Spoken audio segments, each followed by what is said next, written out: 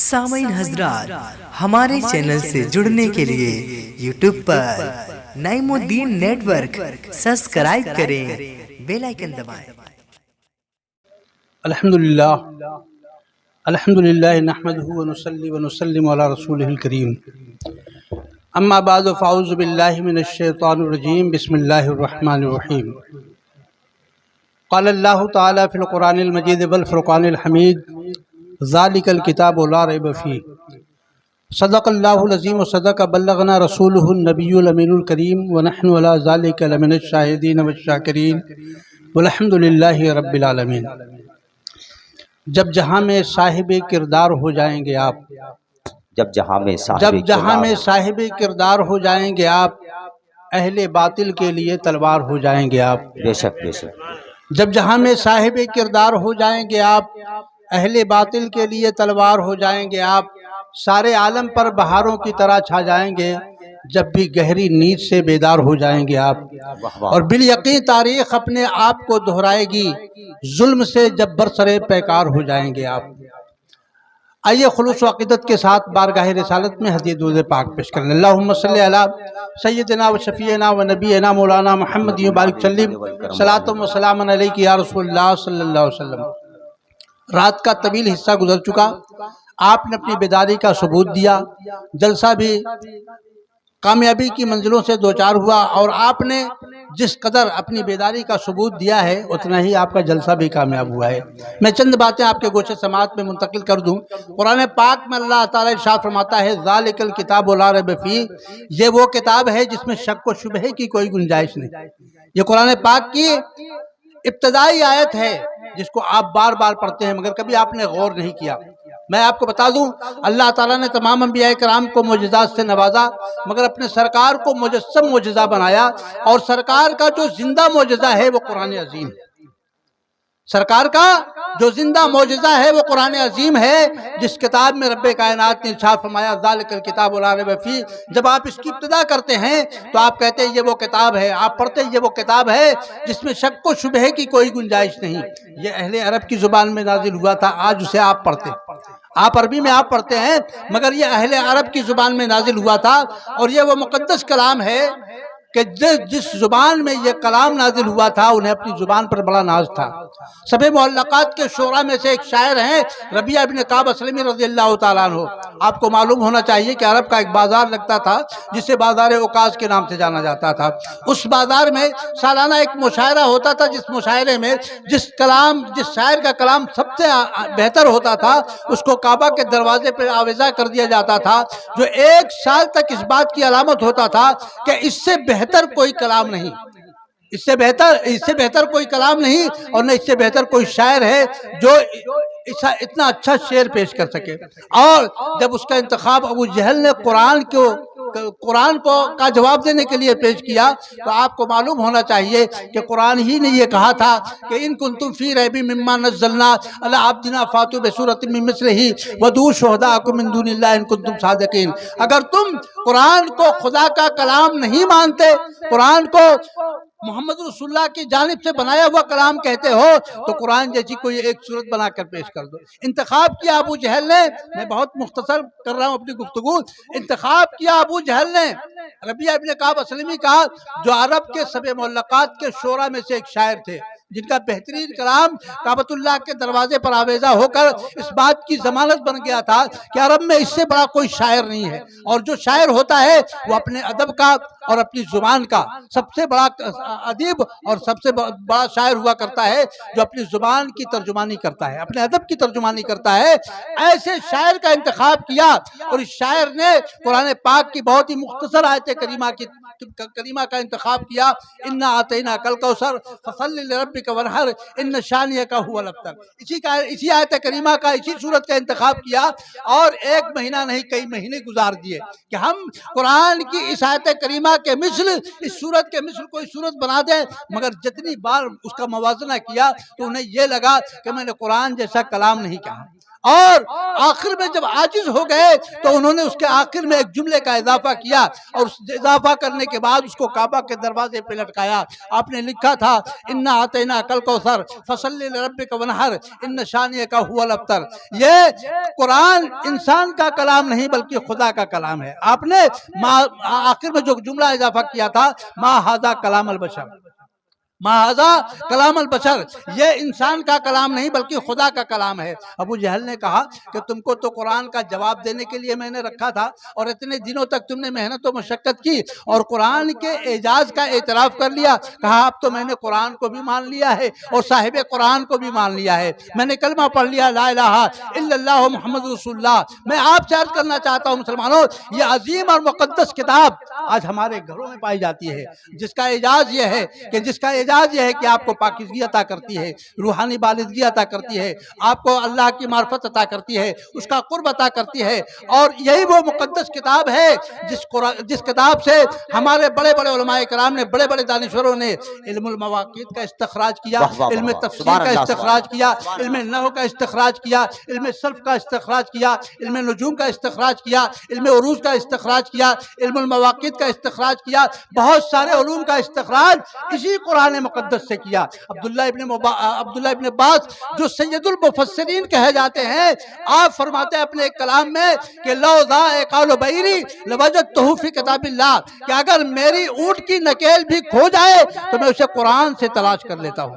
आप जरा गौर करें कि आप फरमाते हैं अगर ऊँट की नकेल भी हो जाए तो मैं उसे कुरान से तलाश कर लेता हूँ। किसी ने इमाम गजाली से पूछा था कि कुरान पाक में है कुल्लु फी फलकिन यस्बहून, कुरान के सूरज अपने घेरे में चलता रहता है।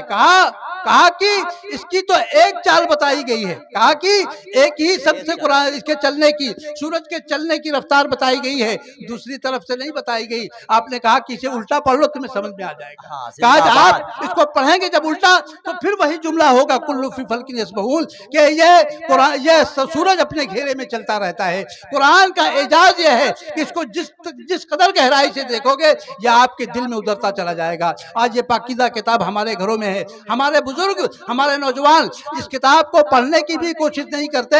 आज हमारा यह हाल है कि बच्चों को सड़कों के रास्ते पर खड़े करके उनको टाई पहनाकर बेहतरीन लिबास में सजाकर हम सड़कों के रास्ते पर स्कूली बस का इंतजार करते हैं, जो आपके बच्चे को दीनी तालीम आता नहीं करती। मगर आप जरा सोचें मुसलमानों, आज जरूरत है कि बच्चों के हाथों में कुरान दे दो, आज जरूरत है कि इनको नबी का तर्ज जिंदगी सिखा दो, आज जरूरत है कि सरकार का उसमें हसना बता दो। वरना आप सोचो कि हमारे बुजुर्गों ने कितनी मेहनत की। मैं आपको एक वाक़या बता के अपनी गुफ्तगू खत्म कर देता हूँ। एक बहुत ही मशहूर सहाबी हैं हज़रत अब्दुर्रहमान बरज़ुक रज़ियल्लाहु ताला अन्हु, वो 20 साल तक मैदान जिहाद में रहते हैं, 1-2 साल नहीं, 20 साल तक मैदान जिहाद में रहते हैं। और 20 साल के बाद जब वो मदीना की गलियों में आते हैं तो सर फख्र से बुलंद है, एक महाज से दूसरे महाज पर, दूसरे महाज से तीसरे महाज पर आपको बदला गया।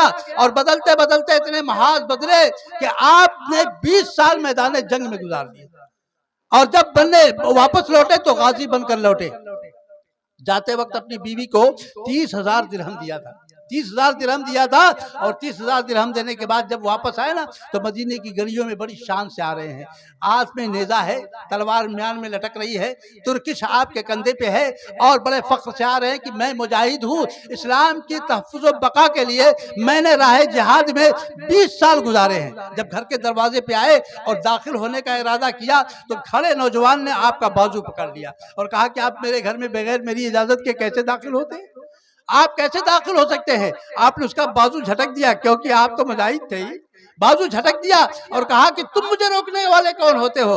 अंदर से खातूने खाना ने देखा और देखने के बाद कहा कि बेटे इन्हें अंदर आने दो, कहा इन्हें अंदर आने दो, ये तुम्हारे बाप हैं, 20 साल का अरसा गुजार के आए हैं मगर बाप बेटे को नहीं पहचानता, बेटा बाप को नहीं पहचानता। जब अंदर दाखिल हुए ना तो सबसे पहला सवाल किया, 30,000 दिरहम देकर गया था, 30,000 दिरहम देकर गया था। उसे क्या किया, मगर नमाज असर का वक्त हो रहा था, बीवी ने कह दिया कि जाइए नमाज पढ़ लीजिए, उसके बाद फिर आकर पूछिएगा। जब आप नमाज पढ़ने के लिए गए तो जमात खत्म हो गई थी मस्जिद नबवी में, और आप जब सहने मस्जिद नबवी में दाखिल हुए तो दाखिल होने के बाद आपने नमाज पढ़ी, फारिग हो गए तो देखा साहब इकराम का एक जम्मे गफीर है और सबके सब बैठे हुए हैं।